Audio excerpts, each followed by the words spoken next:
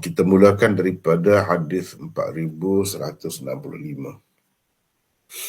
وبه قال حدثنا يحيى بن يعلى المحاربي قال حدثني أبي قال حدثنا إياس بن سلمة بن الأكوع قال حدثني أبي وكان من أصحاب الشجرة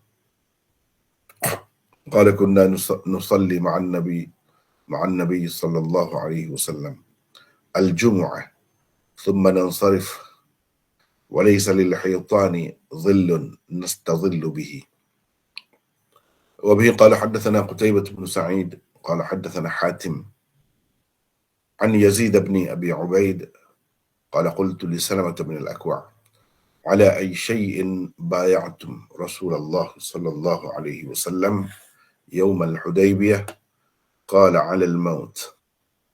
وبه قال حدثني أحمد بن إشكاب قال حدثنا محمد بن فضيل عن العلاء بن المسيب عن أبيه قال لقيت البراء بن عازب رضي الله عنهما فقلت طوبى لك صحبت النبي صلى الله عليه وسلم وبايعته تحت الشجرة فقال يا ابن أخي إنك لا تدري ما أحدثنا بعده. وبه قال حدثنا إسحاق قال حدثنا يحيى بن صالح قال حدثنا معاوية وهو ابن سلام عن يحيى عن أبي قلابة أن ثابت بن الضحاك أخبره أنه بايع النبي صلى الله عليه وسلم تحت الشجرة.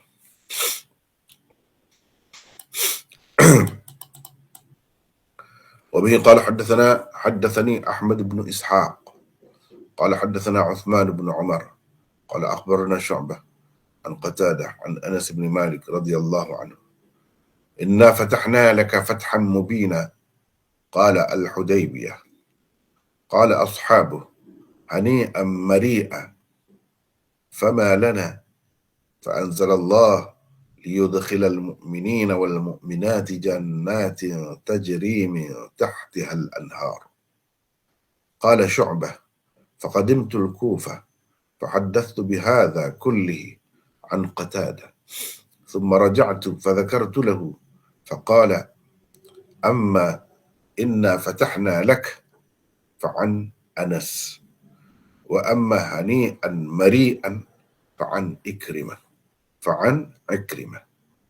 وبه قال حدثنا عبد الله بن محمد قال حدثنا أبو عامر قال حدثنا إسحاق عن مجزأة بن الزاهر الأسلمي عن أبيه وكان ممن شهد الشجرة قال إني لأوقد تحت القدر بلحوم الحمر إذ نادى منادي رسول الله صلى الله عليه وسلم إن رسول الله صلى الله عليه وسلم ينهاكم عن لحوم الحمر. وعن مجزأة عن رجل منهم من أصحاب الشجرة اسمه أهبان بن أوس وكان اشتكى ركبته وكان إذا سجد جعل تحت ركبته وسادة. Itu hadis 4171. Itulah beberapa hadis yang kita baru baca sekejap tadi. InsyaAllah kalau sempat semuanya kita bincangkan. Pagi ni kita akan bincangkan, kalau tidak pun setakat mana yang sempatlah. Balik semula ke tempat mula-mula kita baca tadi untuk melihat terjemahan semuanya. Kita masih lagi di bawah Ghazwah Hudaybiyah. Hadisnya banyaklah di bawah Ghazwah Hudaybiyah. Hari ini kita akan mulakan daripada hadis 4165. Yahya bin Ya'la al-Muharibi meriwayatkan kepada kami, katanya ayahku, yakni Ya'la meriwayatkan kepadaku, katanya Iyas bin Salamah bin Al-Aqwa' meriwayatkan kepada kami, katanya ayahku meriwayatkan kepadaku, yakni Salamah meriwayatkan kepadaku, kata Iyas anaknya, dia tu siapa? Yakni Salamah tu. ayah kepada Iyas tu. Dia adalah salah seorang sahabat yang ikut serta dalam bai'ah di bawah pokok di Hudaibiyah. Katanya, ini kata ayahku, maksud ayahku tu Salamah lah. Kami bersalat Jumaat bersama Nabi SAW. Selesai salat, kami beranjak pergi. Ketika itu tidak ada lagi bayangan dinding yang dapat kami jadikan untuk tempat berteduh. Itulah riwayat pertama yang kita baca tadi. Seterusnya kita akan baca lagi riwayat-riwayat seterusnya.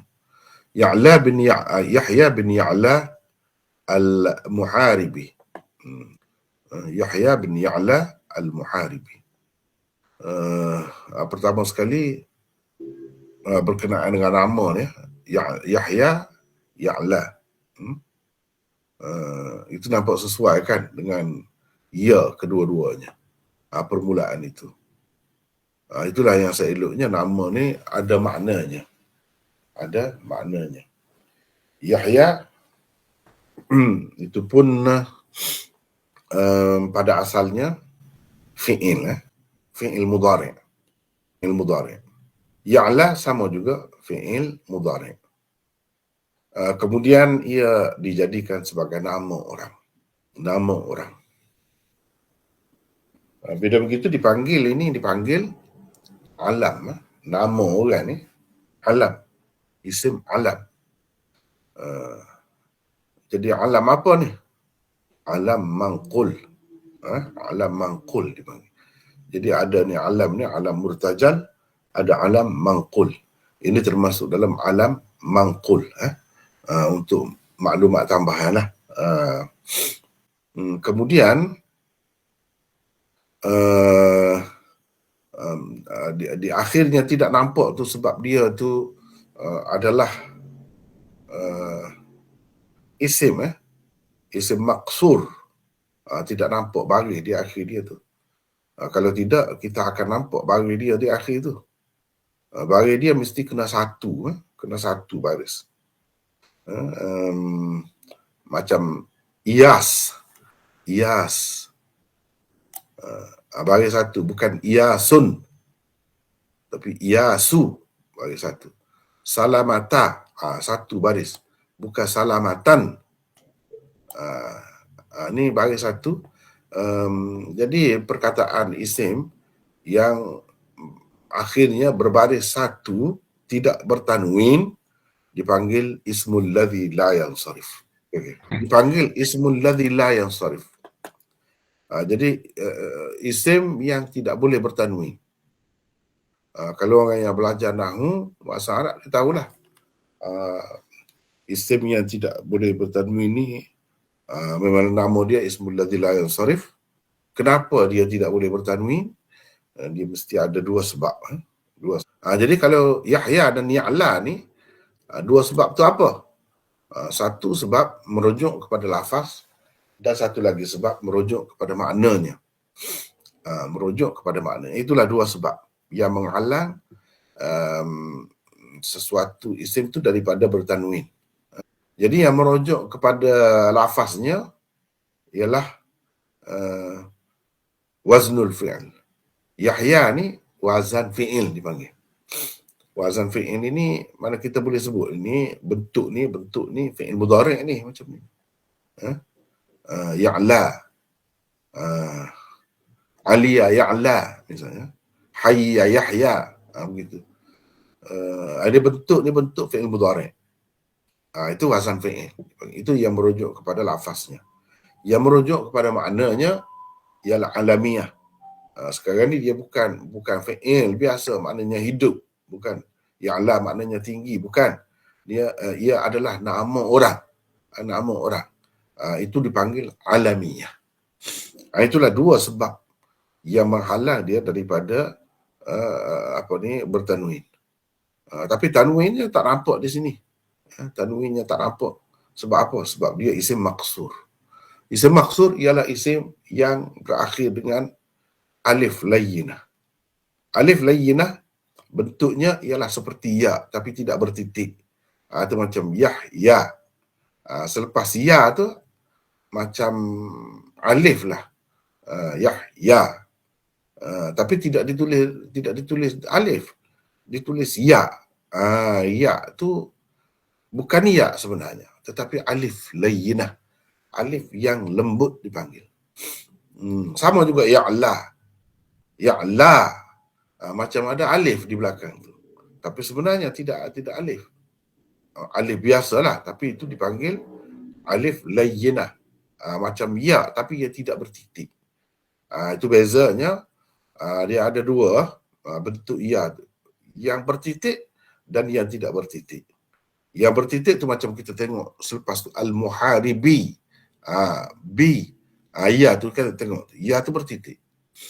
Tu ya sungguh. Bukan ya zahir saja nampak, tidak. Ya sungguh. Adapun ya pada Ya'la dan pada Yahya ini bukan ya sebenarnya. Itu dipanggil alif layyinah. Mana setiap isim yang berakhir dengan alif layyinah dan huruf sebelumnya berbaris di atas itu dipanggil isim maqsur. Itu maklumat maklumat tentang perkataan itu. Dan kedua-duanya ada makna. Yahya maknanya hidup. Ya'la maknanya tinggi. Ya'la, ya'lu pun boleh juga. Al-Islamu ya'lu wala yu'la alaih. Ya'lu, ya'la ni mana daripada aliya ya'la. Bab sami'a yasma'u. Ini dari segi maklumat untuk kepada yang ada sedikit sebanyak asas tu, saya rasa berguna. Kepada yang tak tahu tu, tak apalah. Dengar sajalah.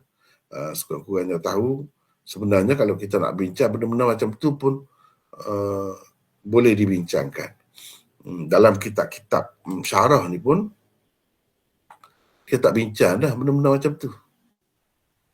Dia cuma sebut Yahya ibnu Ya'la bifathil ya akhirul huruf wa sukunil ain al-muhmalah wa fathil lam wa bil qasri. Ni qasar dipanggil. Yahya qasar, baca begitu. Ya'la. Sebab itu dipanggil isim maqsur. Sebab dia baca dengan qasar akhir dia tu. Gitu ya, sekadar tu dia sebut. Dia pun tak ada sebut banyak-banyak macam yang kita sebut tadi. Tetapi maksud saya kepada yang nak mendalami ilmu hadis dan ilmu-ilmu Quran, salah satu perkara yang perlu dia kena tahu benda-benda tadilah. Soal nak bincang ke tidak nak bincang tu cerita lain. Nak cerita kepada tidak nak cerita ke itu cerita lain, tapi kena tahu barulah dia boleh mendalami, barulah dia boleh menghayati sepenuhnya. Kalau tidak, tak akan sampai ke dasarnya. Begitu. Boleh ke tidak tu? Faham ke tidak? Faham. Kalau berasa berguna, alhamdulillah. Kalau tidak berguna, saya sekadar sebut sepintas lalu saja. Nak ceritanya banyak yang saya tidak bincang di sini. Sebenarnya kalau nak bincang banyak lagi. Saya buat ni lebih kurang lah nota ni ataupun ulasan ni untuk umum supaya ramai daripada orang yang tahu bahasa Melayu ni dia boleh dapat ambil manfaat daripada pengajaran hadis itu. Tapi kalau kita nak menyelami dengan betul, kita kena sampai ke situ. Itu maksud saya. Kena sampai ke situ. Soal kita nak bincang ke tidak nak bincang itu cerita lain. Saya pun tak bincang di sini. Saya pun tak bincang. Cumanya baru kita tahu ya, ini ada makna semuanya. Yahya maknanya hidup. Kemudian dia tidak guna madhi, dia guna mudhari'. Kenapa nama itu digunakan dalam bentuk mudhari'? Apa beza antara fi'il mudhari' dengan fi'il madhi dengan fi'il lain? Apa beza? Ada beza. Fi'il mudhari' dia menunjukkan tajaddud dan istimrar. Tajaddud dan istimrar maknanya baharu dan berterusan, sentiasa. Maknanya hidup itu diharapkan sentiasa baru, hidup yang baru, yang segar, bukan hidup yang layu, yang lemah, tidak. Dan berterusan. Mana ketika kita sebut dia sedang hidup, bukan dia telah hidup. Kalau telah hidup, hari ini mungkin mati dah, tak hidup lagi. Itu maksudnya. Jadi makna tu pun dalam maksudnya. Itulah orang panggil bahasa yang berakar umbi, bahasa yang bertamadun. Kita nak tengok sesuatu bahasa tu bertamadun ke tidak, antaranya kita boleh nilai dari sudut perkataan-perkataan yang diguna tu. Pada namanya, pada apanya pun, itu kita boleh nilai di situ. Nilainya tinggi. Nilainya tinggi. Itu Yahya. Satu lagi Ya'la. Mula dengan biasalah orang kita pun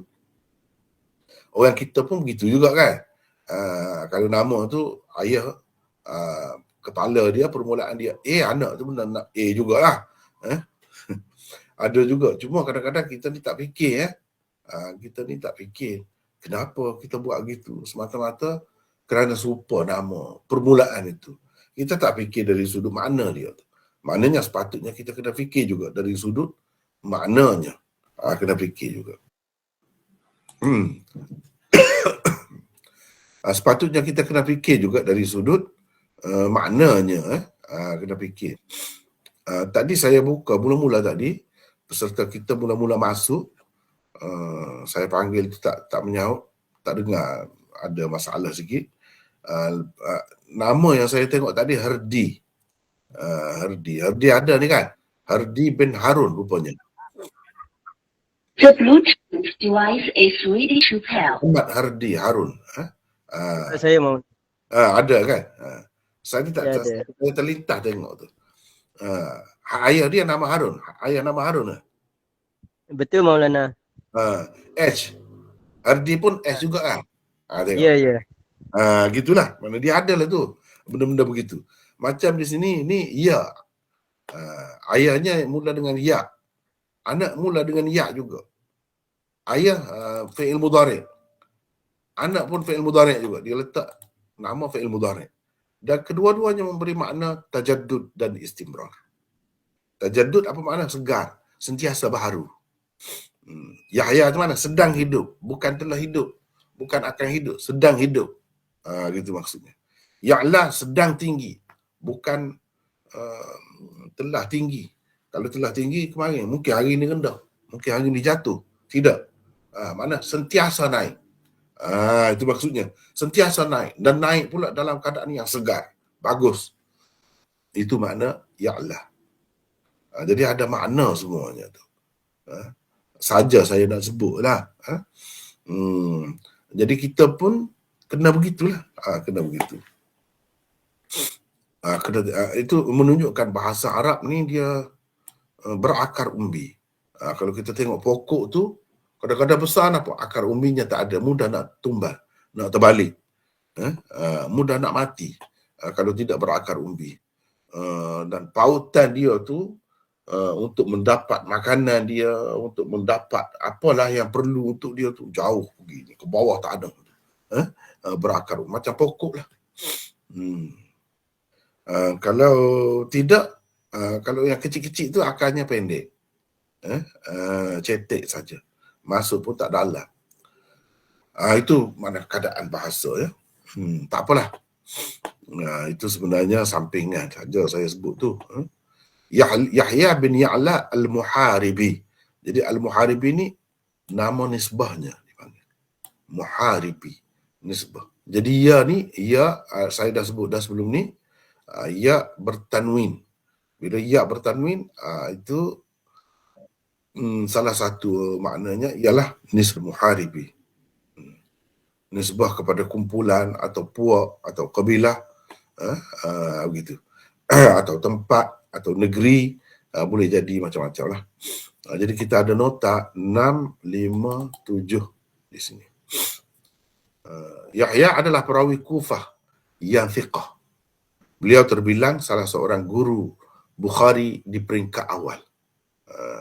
Yahya bin Ya'la ni guru Imam Bukhari di peringkat awal. Jadi Imam Bukhari ni banyak peringkat pengajiannya. Beliau meriwayatkan hadis daripada ayahnya sendiri yang juga merupakan seorang perawi thiqah, iaitu Ya'la bin Al-Harith Al-Muharibi. Jadi meninggal dunianya pada tahun 168. Ayah dia tu, Ya'la bin Al-Harith Al-Muharibi. Hanya ini sahaja riwayat mereka berdua di dalam Sahih Bukhari. Mana kita tak akan bertemu dah di tempat lain. Di sini sahaja mereka ni. Mana kadang-kadang seseorang perawi itu Imam Bukhari ambil satu sahaja hadisnya untuk dimasukkan di dalam Sahih Bukhari. Kadang-kadang berpuluh-puluh kali perawi yang sama daripada guru yang sama. Itu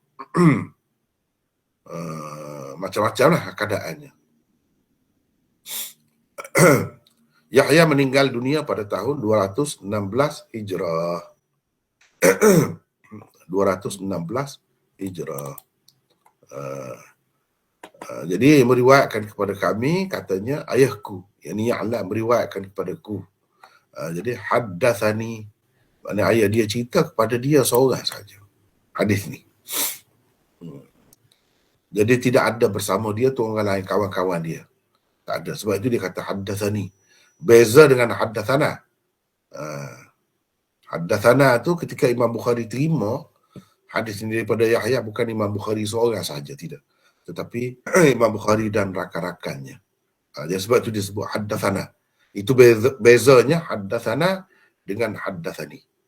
Haddathani abi itu kata Yahya. Bermakna ketika dia terima hadis ini daripada ayah dia, dia seorang saja. Ayah dia cerita kepada dia saja. Tak ada orang lain bersamanya. Itu maksud haddathani. Meriwayatkan kepada kami, katanya ayahku Ya'la meriwayatkan kepadaku, katanya Iyas bin Salamah bin Al-Aqwa. Salamah bin Al-Aqwa sahabat Nabi, Iyas anaknya. Kata haddathani abi. Ni Iyas kata ayah saya cerita kepada saya. Seorang juga. Dia tidak ramai. Salamah dia tak cerita kepada ramai orang, tapi cerita kepada anak dia seorang saja, Iyas. Cerita ni. Lalu masing-masing yang lepas tu cerita menjadi ramai lah orang yang tahu. Asalnya Salamah cerita kepada anaknya Iyas saja. Sebab itu kata haddathani. Wa kana min ashabis syajarah. Dan beliau, yakni ayah saya tu, yakni Salamah tu, min ashabis syajarah. Adalah salah seorang sahabat, adalah salah seorang orang pokok. Salah seorang orang-orang pokok. Gitu asal makna dia. Maksudnya salah seorang sahabat yang ikut serta dalam bai'ah di bawah pokok di Hudaybiyah. Ini maklum. Bila kata min ashabis syajarah itulah maksudnya. Itu sahabat yang berbai'ah dengan Nabi di bawah pokok di Hudaybiyah pada tahun ke-6 Hijrah. Pokok tu kita dah sebut dah, nama pokok tu Samurah. Pokok Samurah. Katanya, kata ayah saya lah, maksudnya Salamah tu. Kami bersalat Jumaat bersama Nabi SAW. Jadi Imam Bukhari nak ceritanya, dia bawa hadis ni tidak kerana lain. Kerana ni ya, cuba tengok ni, saya gelapkan. Kerana ni. Nak cerita Salamah bin Al-Aqwa ni adalah salah seorang ashabus syajarah. Ashabus syajarah ni kedudukannya istimewa dalam sejarah Islam. Istimewa. Jadi macam pangkat lah sebut, dia tak ada pangkat macam kita sekarang ada Datuk ke Datuk Seri ke apa ke kalau di Malaysia ni. Tak ada macam tu. Pangkatnya apa? Ada sebut dia ni terlibat dalam peristiwa besar yang mana di zaman Nabi. Kita boleh tahulah kedudukan dia. Ahli Badar ke, ahli Uhud ke, ahli Hudaybiyah ke, ataupun orang-orang Islam yang masuk Islam pada pembukaan Mekah ke dan sebagainya. Itulah pangkatnya. Itu tujuan sebenarnya Imam Bukhari kemukakan hadis ini. Adapun yang kemudian ni, itu yang diceritakan oleh ayah dia. Jadi dia ceritalah juga. Yang Imam Bukhari nak ceritanya, Salamah bin Al-Aqwa' tu adalah sahabat yang terlibat sama dalam bai'ah di bawah pokok di Hudaibiyah. Jadi yang dia cerita di sini apa? Kami bersolat Jumaat bersama Nabi SAW. Selesai solat, kami beranjak pergi.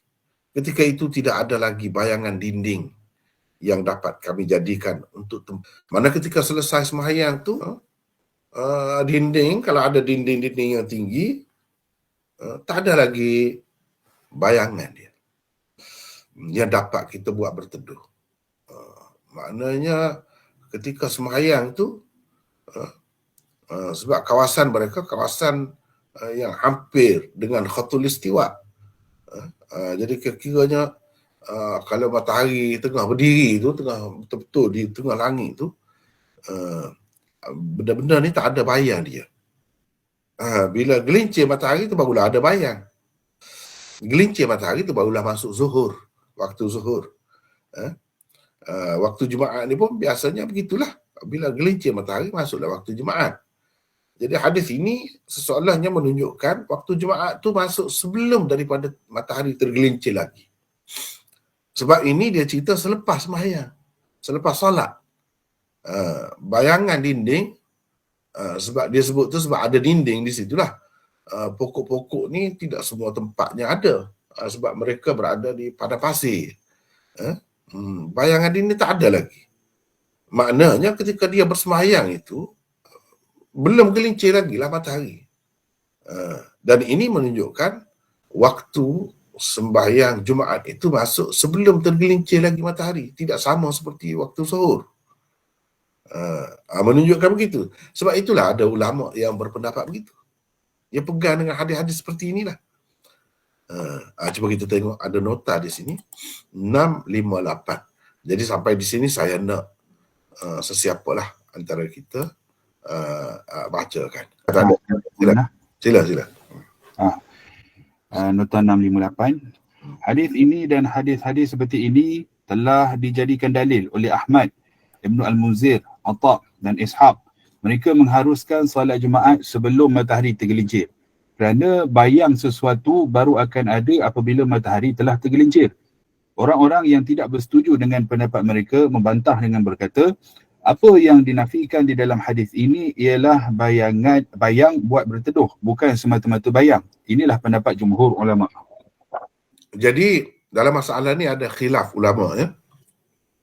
Kalau Imam Ahmad, Ibnu Al-Munzir, Atha dan Ishaq, ini mereka mengatakan boleh, harus sembahyang Jumaat sebelum matahari tergelincir. Mana dalilnya? Ini dalilnya. Ini orang-orang besar semua ni. Imam Ahmad, seperti mana kita tahu, salah seorang daripada imam yang 4. Ibnu Al-Munzir, itu pun imam besar juga. Setengah-setengah orang kata dia Syafi'i.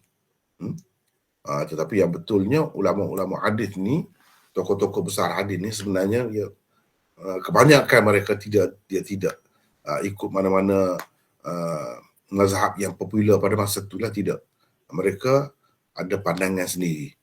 Cuma kalau ada pendapat dia tu sama dengan pendapat imam tertentu, itu kebetulan lah.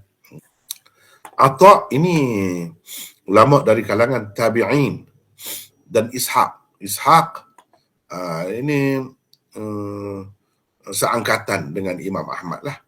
Kedua-dua mereka ni, Ahmad dan Ishaq, adalah guru Imam Bukhari, Ishaq bin Rahawai. Selalu kalau kita baca di dalam Tirmizi, Imam Tirmizi selalu sebut mazhab dia, pendapat dia. Dan pendapat dia banyak sama dengan pendapat Ahmad. Tapi tidak semua juga. Banyak perkara juga dia tidak sama, tapi lebih dekatlah, lebih banyak sama. Itu pendapat mereka. Tapi jumhur ulama, termasuklah 3 lagi imam, Imam Malik, Imam Syafi'i dan Imam Abu Hanifah, dan ramai lagi jumhur ulama mengatakan tidak begitu. Waktu Jumaat sama juga dengan waktu zuhur, iaitu baru masuk apabila matahari tergelincir. Maksudnya kalau di kawasan Khatul Istiwa tu dah ada bayang dia sedikit, Itu maksudnya tergelincir. Baru masuk. Kan kita sembahyang jemaah ni sebelum sembahyang tu ada khutbah apa dulu kan. Jadi masuk waktu tu barulah mulanya segala upacara sembahyang jemaah tu termasuklah khutbah apa tu. Tapi mereka yang tersebut tadi mengatakan tidak. Berdasarkan hadis ini dan hadis-hadis yang lain lagi, ini hadis ini salah satu dalil mereka lah. Sebab mereka kata belum ada lagi bayang. Kalau belum ada lagi bayang, maknanya ketika solat tu sebelum tu lagi. Ni ketika sudah tu. Ketika mula sembahyang tu, tentulah belum tergelincir lagi matahari. Itu kata mereka. Tapi jumhur ulama kata penafian ada bayang di dalam hadis ini sebenarnya penafian bayang untuk berteduh. Bukan semata-mata bayang. Bayang tu ada dah. Tapi bayang yang boleh buat berteduh. Sebab kalau kita perhatikan, bayang tu sentiasa ada. Yang dapat kami jadikan untuk tempat berteduh. Itu tak ada. Bayang tu ada. Dia tidak nafi. Bayang tu ada. Bayang untuk buat berteduh. Itu yang dinafikan. Bukan menafikan langsung tidak ada bayang. Gitu. Kemudian kalau di negara-negara yang tidak di Khatul Istiwa, jauh, negara-negara yang sejuk, tak kira ni maksudnya bayang ni di kawasan Khatul Istiwa atau kawasan-kawasan yang berhampiran dengannya. Kalau yang jauh tu di musim sejuk, negara yang ada 4 musim lah, musim sejuk tu sentiasa ada bayang pun. Ketika matahari duduk di tengah tu pun dia ada bayang juga, sebab dia tidak betul-betul berada di tengah matahari itu.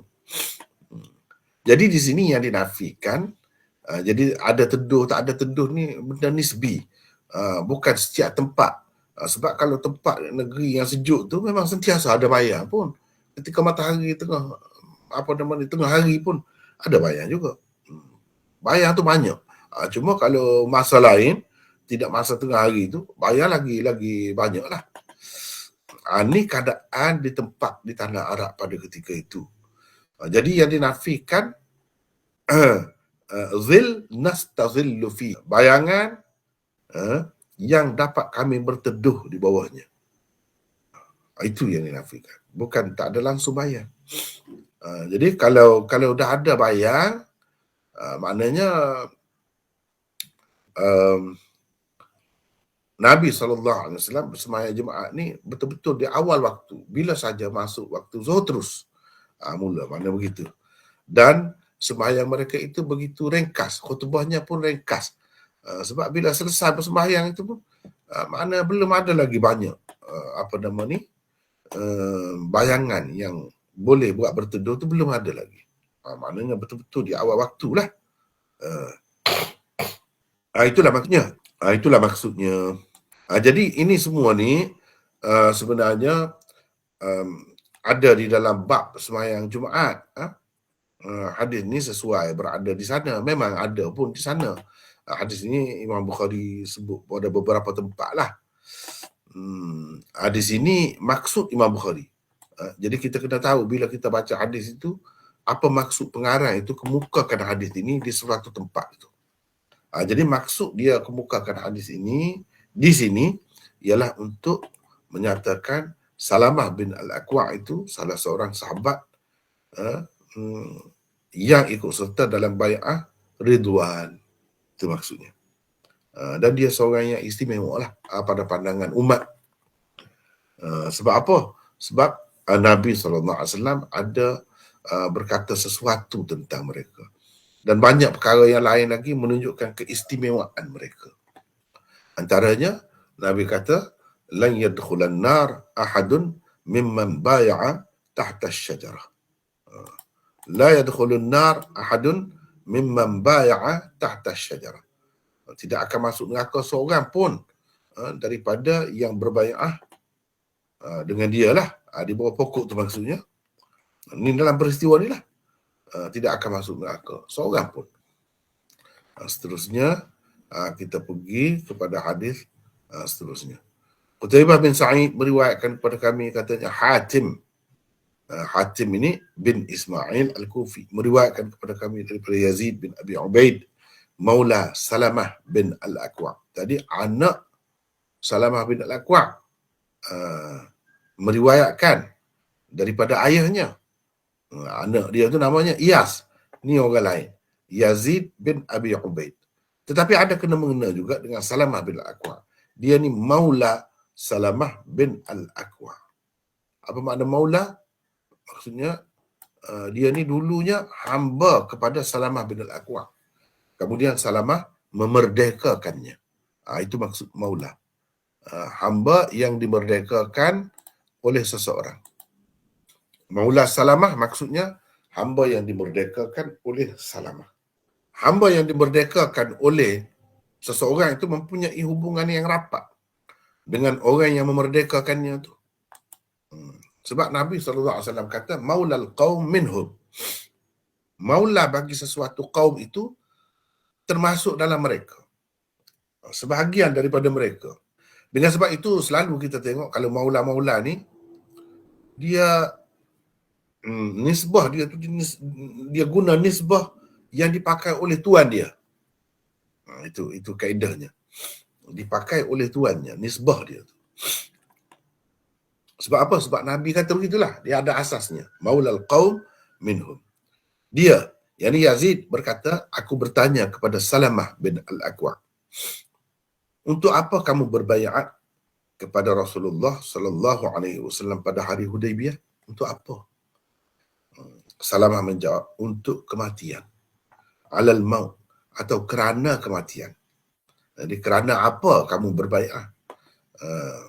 Atau untuk apa kamu berbaiat kepada Rasulullah pada hari itu, Hudaibiyah tu? Dia jawab, alal maut, untuk kematian. Maksudnya untuk bersedia. Bai'ah tu bai'ah menyatakan kesediaan untuk mati sekalipun. Kesediaan mengorbankan nyawa.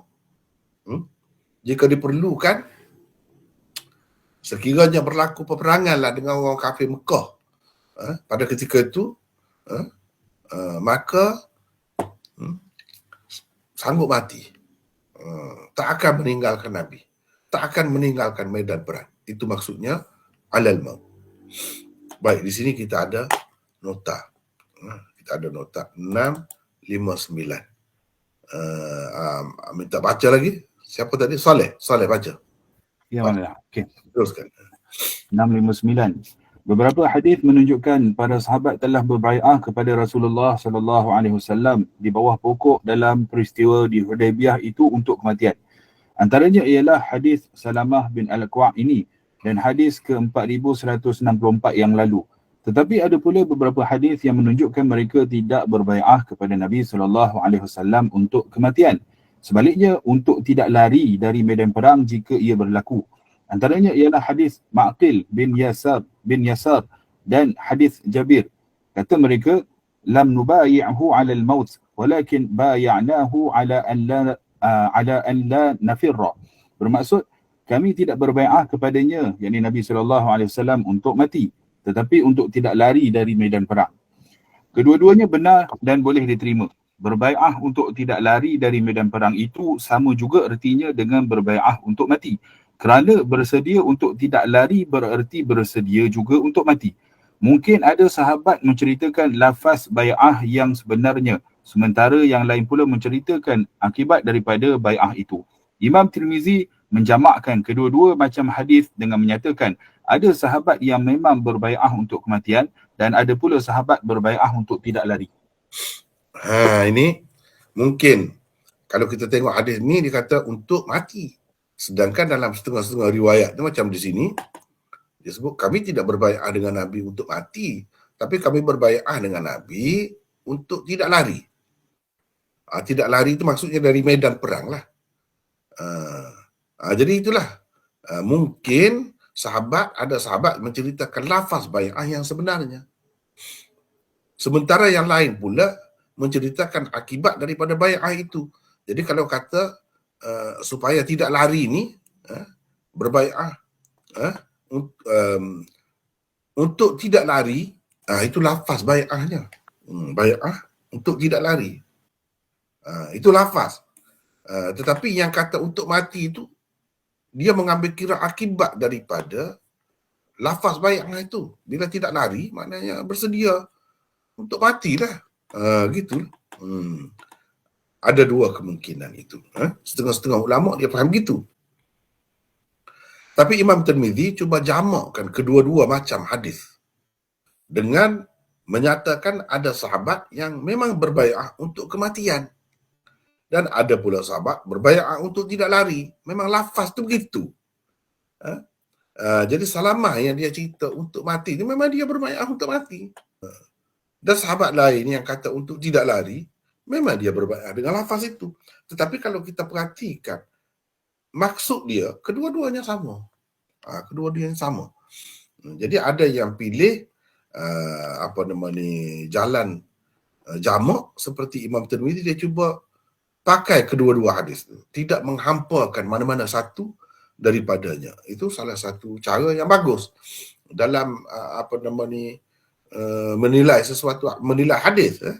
Bagus sebab dia tidak abaikan hadis tertentu. Tapi kalau kita kata seperti pendapat setengah-setengah ulama tu, bermakna setengah riwayat tu berdasarkan lafaz, setengah riwayat tu berdasarkan makna. Gitulah. Padahalnya kalau kita pakai seperti Tirmizi itu, kedua-duanya boleh berdasarkan lafaz.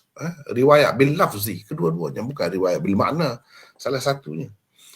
Kalau kita mengikut pendapat setengah-setengah ulama tu, kata-kata Salamah bin Al-Aqwa' dalam hadis ini, kita kena pakai sebagai riwayat bil makna lah ni.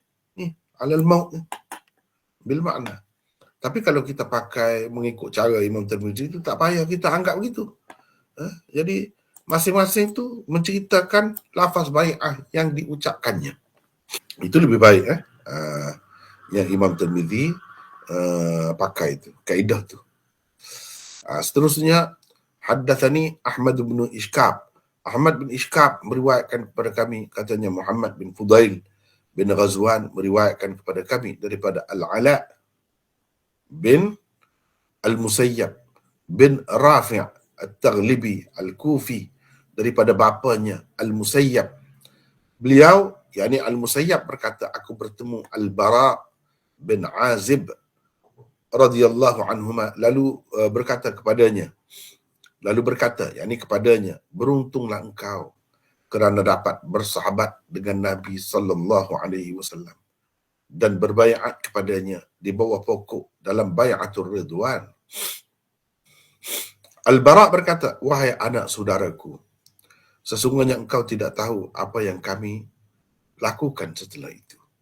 Sesungguhnya engkau tidak tahu apa yang kami lakukan setelah itu. Itulah hadis yang ke 4167. 4167. Jadi engkau telah berbai'ah dengannya di bawah pokok, gitu ya. Maksudnya yang saya terjemah ni adalah maksud dia, supaya jelas, berbai'ah kepadanya di bawah pokok, setakat itu saja. Di bawah pokok tu maksudnya kalau kita nak kurungan pun boleh juga, dalam bai'atul ridwan. Sebab bai'ah yang berlaku di bawah pokok di Hudaibiyah tu setelah berlaku tu, Allah SWT menurunkan firman, laqad radiyallahu 'anil mu'minin idh yubay'unaka tahta asy-syajarah. Sebab itu dipanggil bai'ah ridwan. Sebab dalam ayat itu Allah kata laqad radiyallahu, radiya, Allah telah redha kepada orang-orang yang berbai'ah kepada Nabi itu di bawah pokok. Di bawah pokok tu sebab ada sebut juga di dalam Al-Quran. Di dalam Al-Quran sebut di bawah pokok berkenaan. Dia tak sebut nama pokok tu. Nama pokok itu hanya ada di dalam hadis. Dan bai'ah itu dipanggil bai'ah ridwan. Kerana dapat bersahabat, satunya kelebihan. Bersahabat dengan Nabi itu satu kelebihan dah. Satu pangkat dah. Berbai'ah kepadanya di bawah pokok, maksudnya dalam bai'ah ridwan itu pula satu kelebihan yang lain. Itu ceritanya riwayat ini. Cuma kita ada nota 660 tentang perawi di sini. Ahmad bin Ishkab itu siapa? Ahmad bin Ishkab. Kalau boleh orang lain pula lah baca ya. Siapa pula nak baca ni? Silakan. Siapa Ahmad bin Ishkab? Siapa pula nak baca? Silakan. Sini. Kita nak berkenalan dengan perawi-perawi. Silakan. Siapa nak baca? Assalamualaikum. Waalaikumsalam warahmatullahi. Saya Fuad. Ya, Fuad. Silakan. Ya, 660 ya. Ya. Bismillahirrahmanirrahim. Abu Abdullah As-Saffar Al-Hadrami Al-Kufi Al-Hafiz. Beliau kemudiannya menetap di Mesir.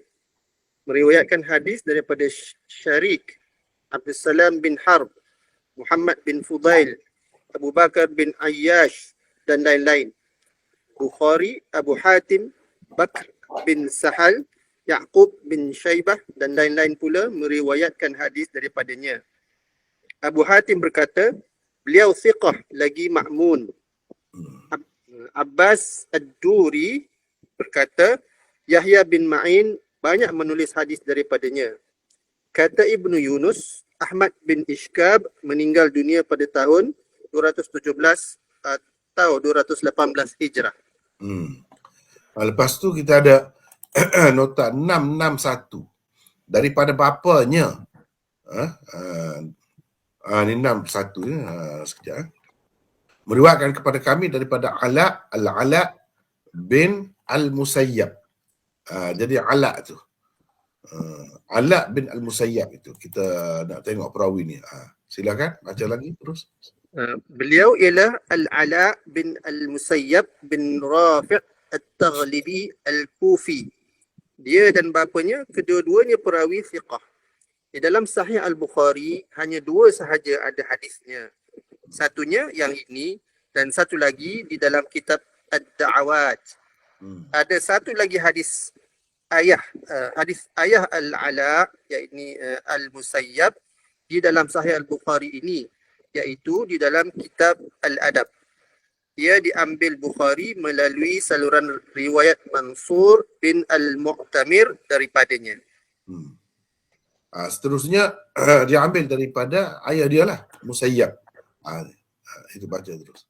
Al-Musayyab 662 Al-Musayyab iaitu seorang tabi'i di dalam hadis ini menyatakan betapa beruntungnya Al-Bara kerana dapat bersahabat dengan Nabi SAW dan sempat pula mendapat banyak kelebihan seperti berbai'ah kepada Nabi SAW di bawah satu pokok dalam peristiwa di Hudaybiyah yang kemudiannya terkenal sebagai Bai'atul Ridwan.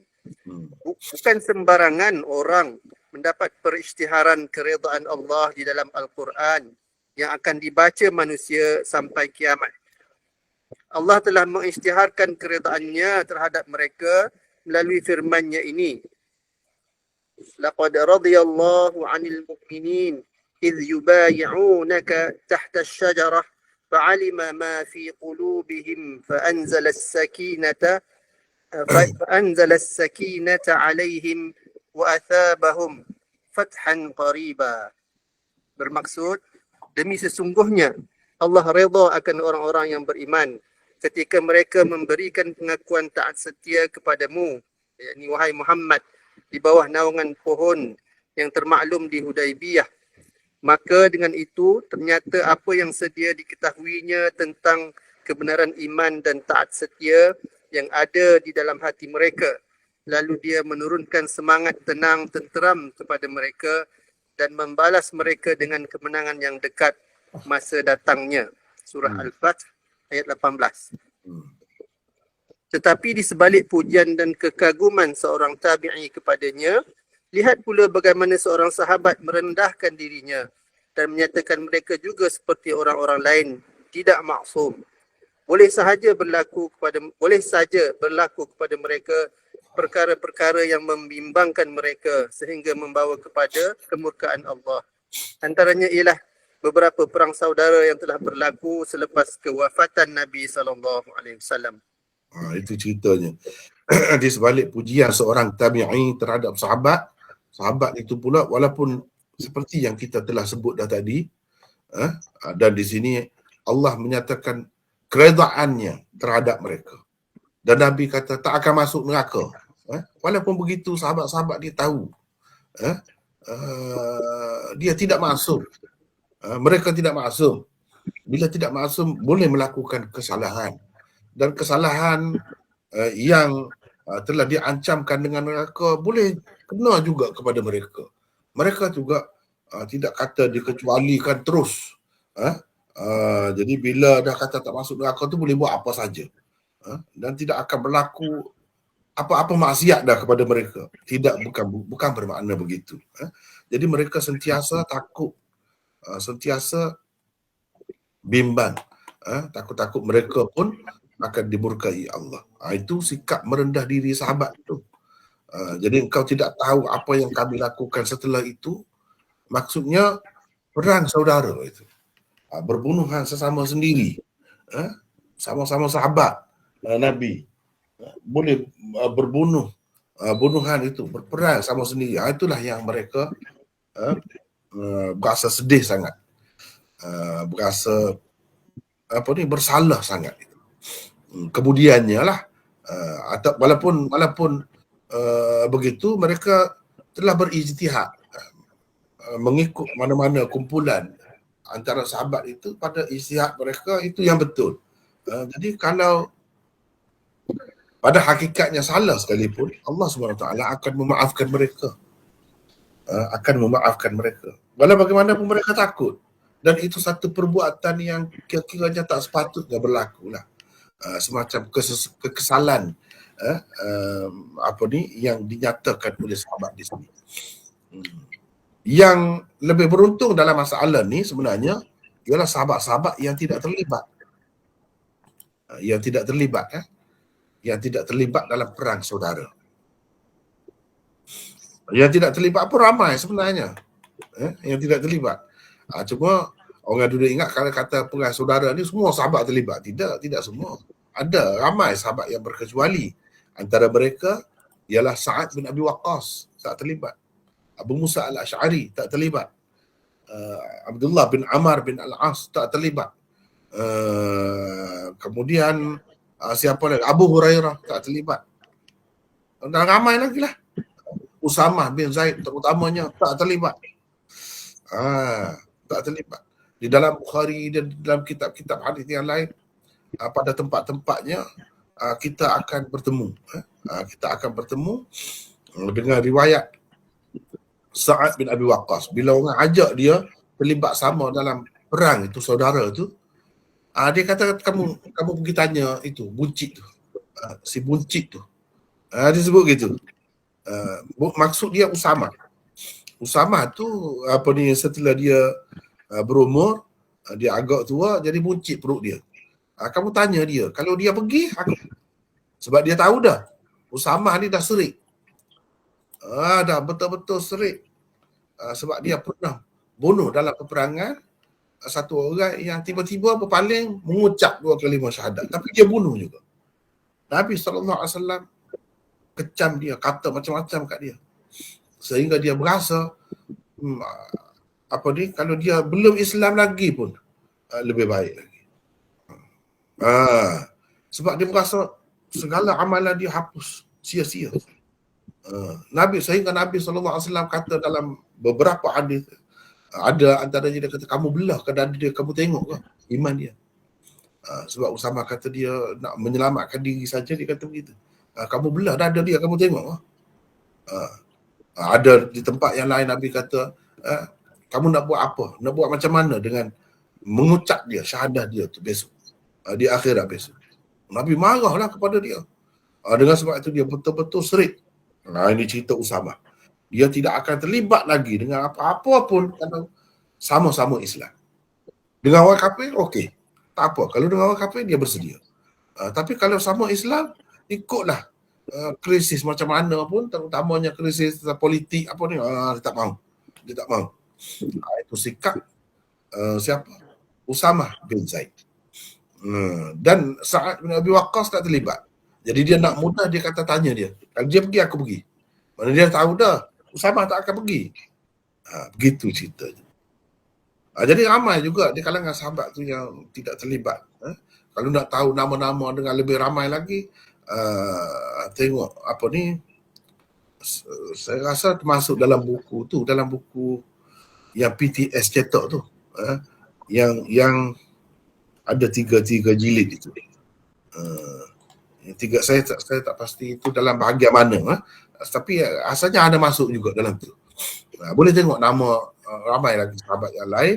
Kalau nak tengok sahabat-sahabat yang berkecuali, tak mahu terlibat. Jadi sahabat-sahabat tu lebih beruntung. Mungkin Salamah bin Al-Aswa' ni terlibat, sebab itu dia kata begini. Mungkin engkau tidak tahu apa yang kami lakukan setelah itu. Kamu tak tahu. Jadi apa yang kami lakukan itu mungkin menyebabkan kerja kami yang baik-baik sebelum itu sia-sia saja. Atau Allah SWT akan menghukum kami kerananya. Sebab apa? Sebab perang saudara. Itu yang dimaksudkan. Ini sama sekali bukan berarti sahabat-sahabat itu murtad. Sebagaimana yang didakwa oleh Syiah. Syiah dia buat wahai dah hadis-hadis seperti ini. Dah hadis-hadis yang lain, iaitu bila Nabi SAW di mahsyar besok berada dekat kolam dia, kolam Kautsar itu, ramailah yang pergi nak minum tu. Jadi masing-masing dapat minum. Ada yang pergi tu dihalau pergi. Suhqan, kamu pergi jauh, dia halau. Nabi kenal dia. Nabi kata, itu sahabat aku. Kenapa dihalau? Lalu malaikat kata, innaka la tadri ma ahdathu ba'dak. Kamu tidak tahu apa yang mereka ada-adakan, apa yang mereka buat sesudahmu. Mana selepas kamu mati, kamu tak tahu apa yang mereka buat. Jadi yang mereka buat ni teruklah. Syiah dakwah, hadis-hadis seperti itu menunjukkan sahabat-sahabat besar ini. Bukan sahabat yang sekali dua bertemu dengan Nabi. Bukan itu. Ini sahabat saya yang besar-besar ni pun. Ataupun orang yang pernah pergi bertemu dengan Nabi, kemudian dia murtad. Memang dalam sejarah ada macam tu. Bukan yang tu. Tapi sahabat-sahabat yang besar ni, termasuklah Salamah, termasuklah Sayyidina Abu Bakar, Sayyidina Umar, ini menunjukkan murtad. Mereka murtad. Jadi dalam hadis-hadis Syiah yang kata sahabat-sahabat ni murtad, itu betul lah kata mereka. Dalam kitab-kitab Sunni pun ada juga. Jadi mereka bawa hadis-hadis ni lah sebagai buktinya. Ini menunjukkan apa yang kami lakukan atau kamu lakukan, mereka lakukan sesudahmu, tu maksudnya murtad. Padahalnya bukan itu yang dimaksudkan. Paling tinggi ini, paling tinggi iaitu perang saudara, itu yang dimaksudkan. Cuba baca dalam syarah-syarah hadis. Tak ada siapa pun di kalangan ahli sunnah ni yang kata begitu. Nabi, sebab itu ada dalam setengah-setengah riwayat tu Nabi sebut usayhabi, bukan ashabi. Kenapa mereka itu dihalau? Mereka itu usayhabi. Mana sahabat-sahabat kecil aku, atau sahabat orang yang aku pernah kenal. Walaupun mereka itu tidak rapatlah dengan aku, mereka pernah bertemu dengan aku. Jadi yang macam tu bukan sahabat yang sahabat-sahabat besar yang terlibat dalam peristiwa-peristiwa yang besar seperti ini. Bukan itu. Itu tak betul tu. Tapi Syiah dakwah begitulah. Mereka gunalah hadis-hadis seperti ini untuk nak pukul sahabat itu, tanpa melihat dah kepada ayat ini, hadis-hadis yang sekian banyak tu, mereka ketepikan semua. Itu sebab jadi gitu. Adapun kita tengok semua, kita tengok apa Allah SWT kata tentang mereka.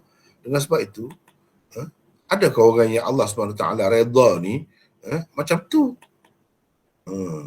Cuma sikap orang yang baik ni begitulah. Dia akan sentiasa berhati-hati, dia akan sentiasa takut. Gitu sifat orang-orang yang baik-baik, orang-orang yang bertakwa kepada Allah.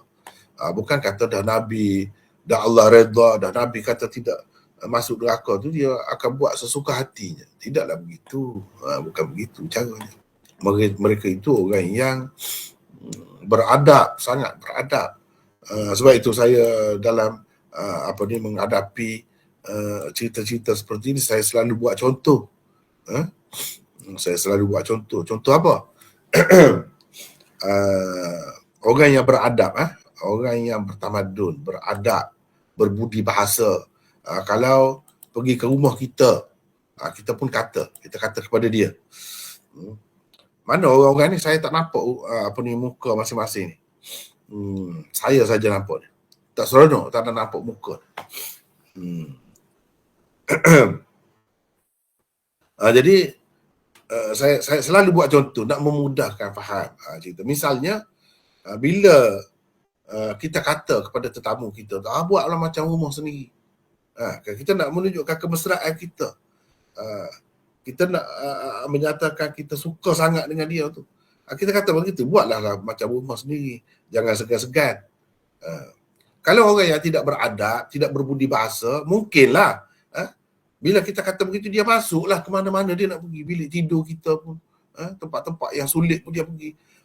Pergi ke dapur, buka saji, makan apa yang nak makan dalam rumah kita sendiri.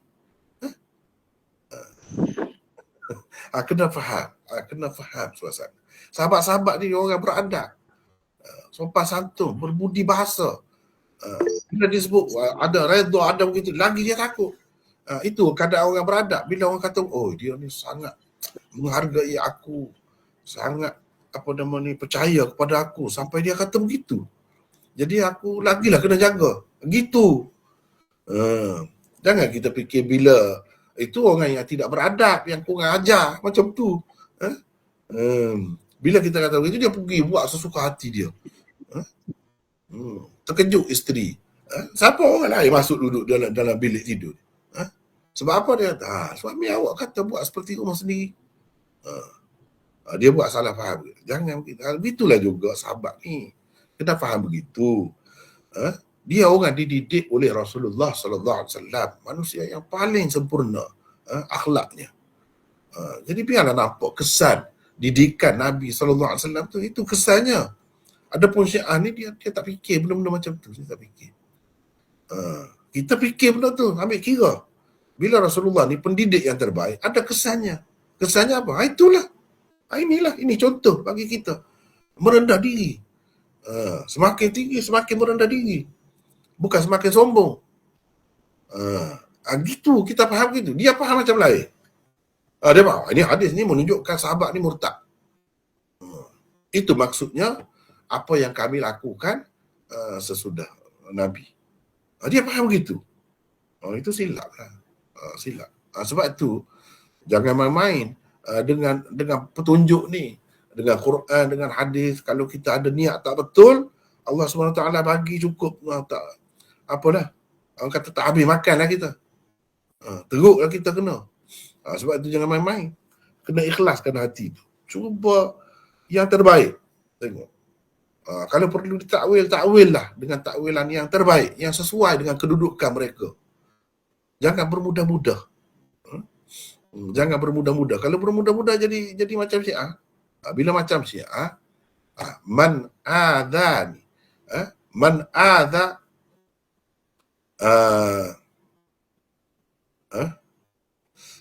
man adali. Apa ni hadis itu? Itu satu hadis itu. Man adali waliyan. Itu lafaz dia. Man adali waliyan faqad adantuhu bil harb. Sesiapa yang memusuhi kekasihku, waliku, kekasihku, aku istihar perang terhadapnya. Itu hadis qudsi. Itu hadis qudsi. Bermakna tak boleh main-main lah. Itu kalau wali, kekasih Allah, orang biasa, bukan sahabat. Sahabat ni mengikut sepakat ulama, dia lebih tinggi kedudukannya daripada wali yang biasa ni, daripada umat Nabi Muhammad sallallahu alaihi wasallam. Selebih-lebih wali tidak akan lebih daripada sekurang-kurang sahabat. Itu kedudukannya. Mengikut ulama-ulama kita. Jadi sahabat ni kena beradab. Jadi kena bagi jalan keluar yang sesuai. Jangan bermudah-mudah. Sebab apa? Mereka ini dalam Quran sebut Allah redha. Jadi Syiah ni dia tak kira dah. Dia tak kira dah. Dia pukul semua, dia tak kira.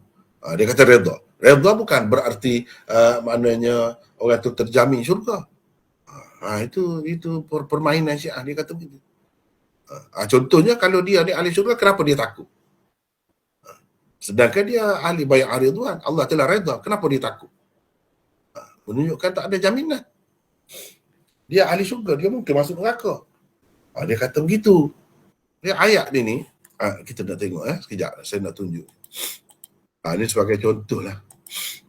Supaya cuba tengok ni ayat 100 ni kan, surah At-Taubah. Was-sabiquna al-awwaluna minal muhajirin wal ansar walladzina ittaba'uuhum bi ihsanin radhiyallahu anhum wa radu anhu. Dia kata tidak semestinya bila Allah redha tu maknanya selamat. Ni sabiqun al-awwalun dari kalangan muhajirin dan ansar. Tak mesti, tak ada jaminan itu. Dia tak tengok dah ayat ni. Wa a'adda lahum jannatin tajri tahtaha al-anhar khalidina fiha abada. Dia tak tengok dah ayat selepas ni. Macam ayat tadi lah, laqad radhiyallahu 'anil mu'minin itu. Dia kata redha bukan bermakna sudah ada terjamin dah bukan tu. Sebab itu sahabat tu takut, dia kata. Contohnya, kalau kita nak tengok, kalau kita nak kata begitu ni, Allah redha. Lepas tu dia tidak berhenti setakat tu. Dia sebut ni, Allah telah menyediakan untuk mereka syurga-syurga yang mengalir di bawahnya sungai-sungai. Mereka kekal di dalamnya. Ni apa ni? Inilah keadaan orang yang diredai oleh Allah. Tapi macam kita kata tadi lah, sahabat-sahabat ni, dia orang yang beradab, orang yang sangat budi bahasanya sangat tinggi. Walaupun dia mendapat keredaan Allah, walaupun ada hadis-hadis macam tu, mereka semakin merendah diri. Mereka semakin takut kepada Allah. Gitu. Macam tetamu tadilah, tetamu yang beradab, yang bersopan. Begitu keadaannya. Bukan dia akan buat sesuka hati dia bila tuan rumah kata begitu. Gitu ya. Itu cara faham yang berbeza antara kita dengan Syiah. Sebab itu Syiah ni pelik-pelik. Sebab apa? Allah istihar peran dengan orang yang memusuhi wali Allah. Itu dia sebut wali. Sahabat ni lebih tinggi lagi daripada wali biasa ni. Jadi bila memusuhi sahabat, Allah istihar peran. Bila perang dengan Allah, mana nak menang? Sebab itulah macam-macam. Pelik-pelik. Nikah mut'ah boleh, halal.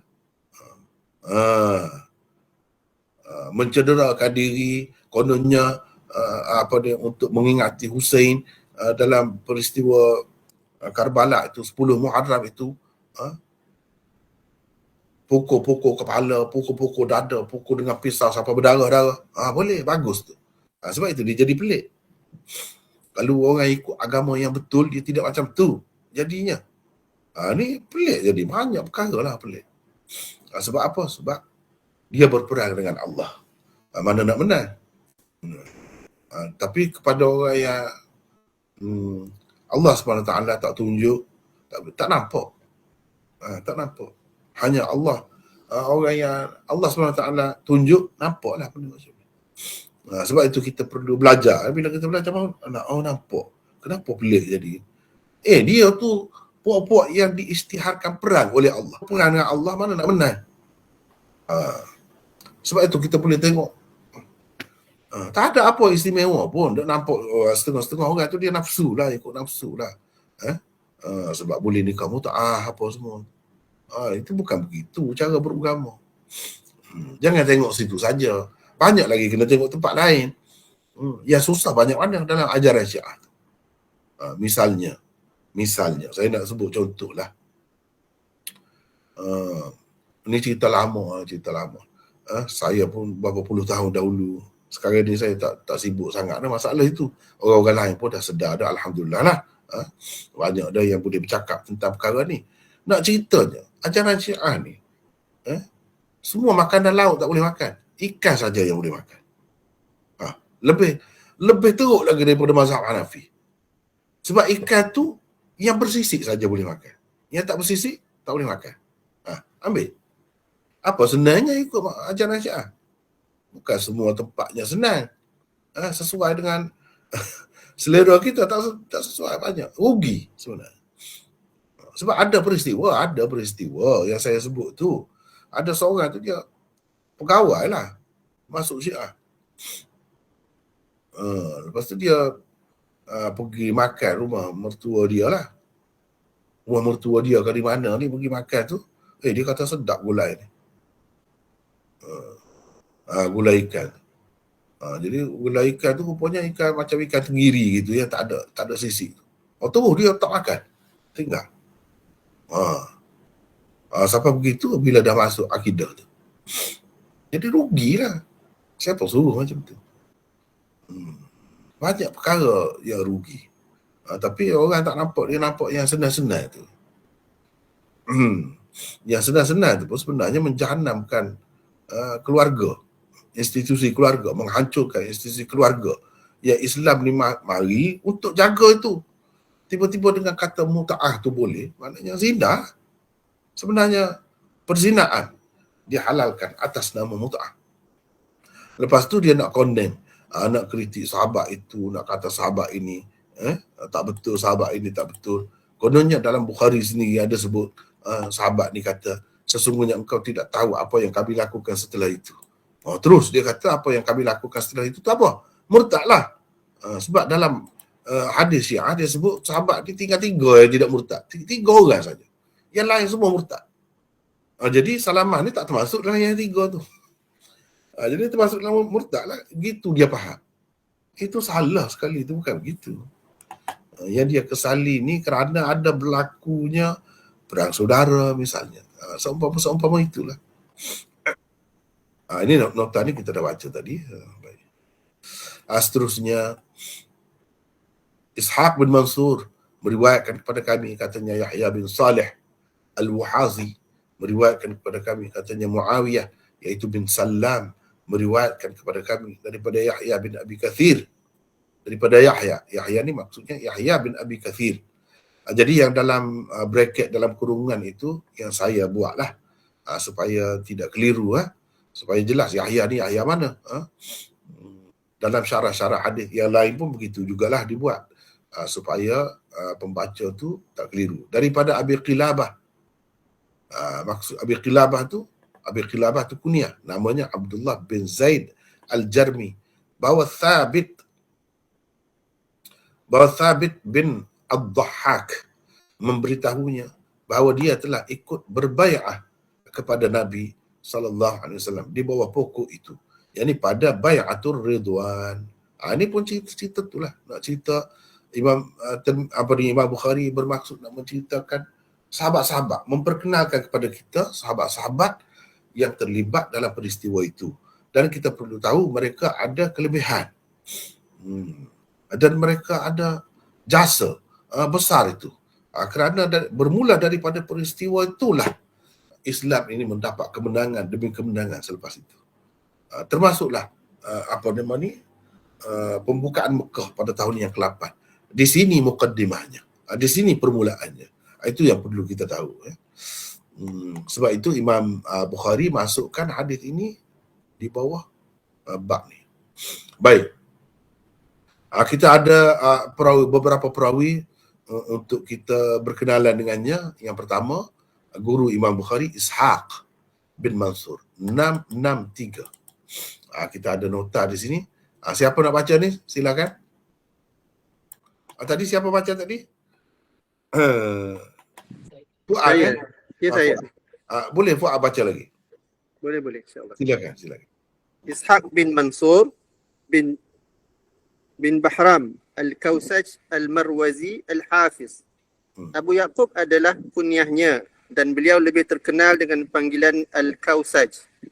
Selain merupakan guru Imam Bukhari, Ishaq juga merupakan guru Imam Muslim. Hadis-hadisnya diriwayatkan oleh Bukhari, Muslim, Abu Daud, Tirmizi, Nasa'i dan lain-lain. Beliau adalah pengumpul furu' fiqh Imam Ahmad dan Imam Ishaq bin Rahawai. Seorang yang banyak mengembara untuk menuntut ilmu hadis dan sangat luas pengetahuannya. Ishaq Al-Kausaj meriwayatkan hadis daripada Sufyan bin Uyainah, An-Nadr bin Shumail, Abdul Razak, Muaz bin Hisham dan lain-lain. An-Nasa'i berkata, beliau seorang perawi fiqah lagi teguh. Al-Hakim pula berkata, dia adalah salah seorang imam yang berpegang teguh dengan sunnah Nabi SAW. Ishaq bin Mansur Al-Kausaj meninggal dunia pada tahun 251 Hijrah. Lepas tu 664 ni dia meriwayatkan siapa yang meriwayatkan kepadanya? Yahya bin Saleh Al-Wuhazi. Ni teruskan lagi. Yahya bin Saleh Al-Wuhazi Al-Himshi juga guru Imam Bukhari. Bukhari kadang-kadang meriwayatkan hadisnya dengan perantaraan orang lain. Kunyahnya ialah Abu Zakaria, salah seorang tokoh muhaddisin dan fuqaha. Beliau meriwayatkan hadis daripada Sa'id bin Abdul Aziz, Fulah bin Sulaiman, Muawiyah bin Salam dan lain-lain. Bukhari, Ahmad bin Saleh, Muhammad bin Yahya, Ishaq bin Mansur dan lain-lain pula adalah antara orang yang meriwayatkan hadis daripadanya. Ibnu Ma'in mengatakan dia siqah. Abu Hatim berkata dia salih. Imam Ahmad mendaifkannya. Al-Uqaili berkata dia jahmi. Dan Ishaq bin Mansur pula berkata dia murji', iaitu orang yang berfahaman murji'ah. Bukhari berkata Yahya bin Salih meninggal dunia pada tahun 222 Hijrah. Seterusnya daripada Muawiyah bin Salam. Orang yang meriwayatkan kepada Yahya bin Salih ni Muawiyah, iaitu bin Salam. Jadi sebab apa kita kata iaitu tu? Sebab ada huwa bin Salam. Muawiyah huwa bin Salam. Ini sama dengan yakni Ibn Salam, sama. Menunjukkan maknanya perawi asal tu tidak sebut bin itu. Tetapi perawi di bawahnya atau Imam Bukhari yang sebut bin itu sebagai membezakannya daripada perawi yang lain. Muawiyah bin Salam di sini. Kalau boleh orang lain pula baca, siapa nak baca silakan. Saya baca mana? Sila. 665. Ya. Beliau ialah Muawiyah bin Salam bin Abi Salam Al-Khubsi Al-Dimashqi. Abu Salam adalah kunyahnya. Beliau meriwayatkan daripada ayahnya, saudaranya Zaid, dan datuknya Abi Salam mamtur. Jika ia mahfuz selain daripada mereka, beliau juga meriwayatkan daripada Yahya bin Abi Kathir, Az-Zuhri dan lain-lain. Abu Mushir Yahya bin Mushir. Sin Mushir. Abu Mushir Yahya bin Hasan, Yahya bin Muhazi Al-Muhazi, Muhammad bin Shu'aib, Marwan bin Muhammad At-Tatari, Abu Taubah Al-Halabi dan lain-lain pula adalah orang-orang yang meriwayatkan daripadanya. Ya, teruskan. Ahmad An-Nasai, Ibnu Ma'in, Duhaim dan lain-lain mengatakan beliau siqah. Beliau bahkan salah seorang imam dalam agama. Yahya bin Ma'in membilangnya sebagai muhaddis penduduk Syam di zamannya. Muawiyah bin Salam meninggal dunia tahun 171 Hijrah. Seterusnya Muawiyah bin Salam ambil hadis ini daripada Yahya. Yahya ni maksudnya Yahya bin Abi Kathir. Teruskan baca. Yahya bin Abi Kathir itu Saleh Al-Ta'i Al-Yamami Al-Ta'i Al-Yamami Al-Nashr adalah kunyahnya. Beliau meriwayatkan hadis daripada Anas, Jabir ibnu Abi Aufa dan Abi Umamah secara mursal. Juga daripada Ikrimah, Abdullah bin Abi Qatadah dan lain-lain. Ayub Hussein Al-Muallim, Al-Auzai, Ma'mar dan lain-lain pula adalah antara orang yang meriwayatkan hadis daripadanya. Al-Syu'bah, kata Syu'bah, hadis Yahya bin Abi Kathir lebih elok daripada hadis Az-Zuhri. Abu Hatim berkata, dia seorang imam yang tidak meriwayatkan hadis kecuali daripada perawi siqah. Kata Al-Bukhari, Yahya tidak mendengar hadis daripada Urwah. Kebanyakan ulama berpendapat Yahya bin Abi Kathir telah meninggal dunia pada tahun 129 Hijrah. Seterusnya Yahya bin Abi Kathir itu ambil daripada Abi Qilabah.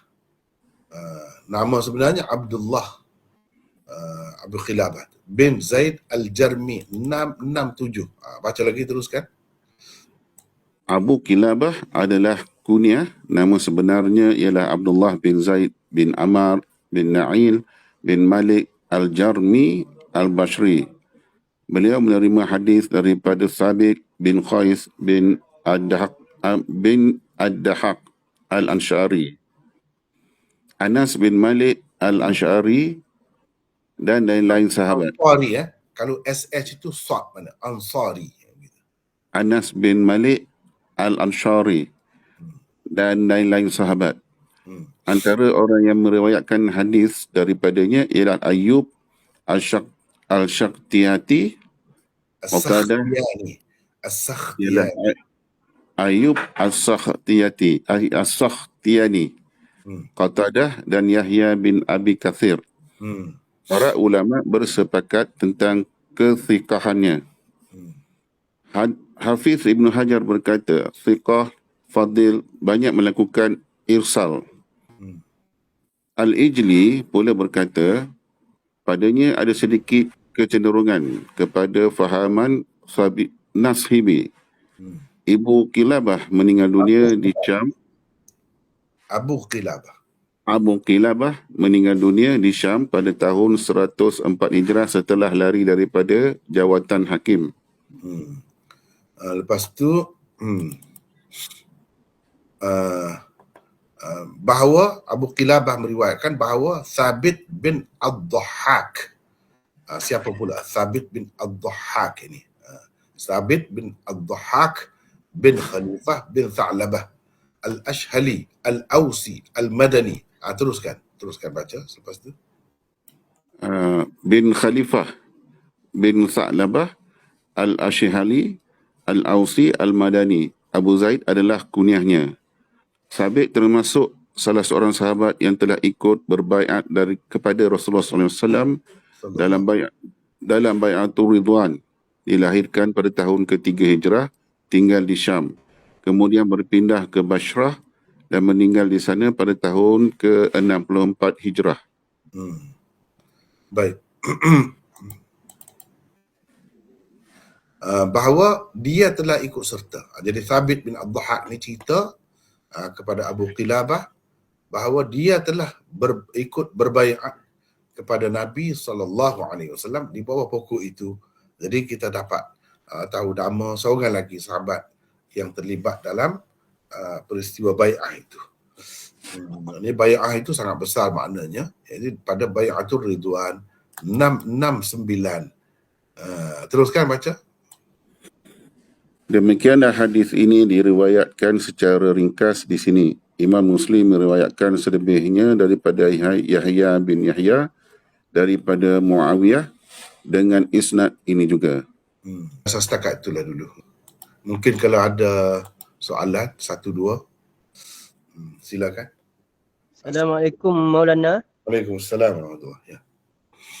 Saya nak tanya pasal dua perawi. Perawi Abu Qilabah ni dia kecenderungan ke arah Nasibi kan. Nasibi ni dia pengikut Muawiyah ke? Nasibi ni orang yang kecenderungan fahamannya kepada Muawiyah, Yazid dan Bani Umayyah, gitulah. Lebih mengutamakan mereka lah, lebih mengatakan mereka ni lebih benar, lebih tepat, begitu. Lebih betul. Itu Nasibi. Lawannya Syiah. Syiah mengatakan Ali ni lebih betul, gitu. Ali dan keluarganya lebih betul. Nasibi ni sebab dia pertelingkahan berlaku kan antara dua sahabat itu. Gitulah maksudnya. Ya. Assalamualaikum warahmatullahi. Waalaikumsalam warahmatullahi. Maulana dan sahabat-sahabat semua. Ya, ya. saya nak merujuk kepada ayat Quran surah Al-Fatah ayat 10 yang berkaitan dengan apa ni bai'ah ni jugalah. Ya. Saya tanya-tanya, kalau kita tengok kepada akhir ayat itu, Ya. waman aufa bima ahada alaihullah. Jadi saya tanya kenapa dia jadi alaihullah tidak alaihillah? Itu dari segi qiraat lah, bacaan.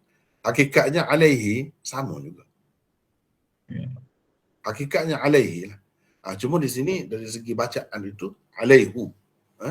Itu dari segi qiraat lah.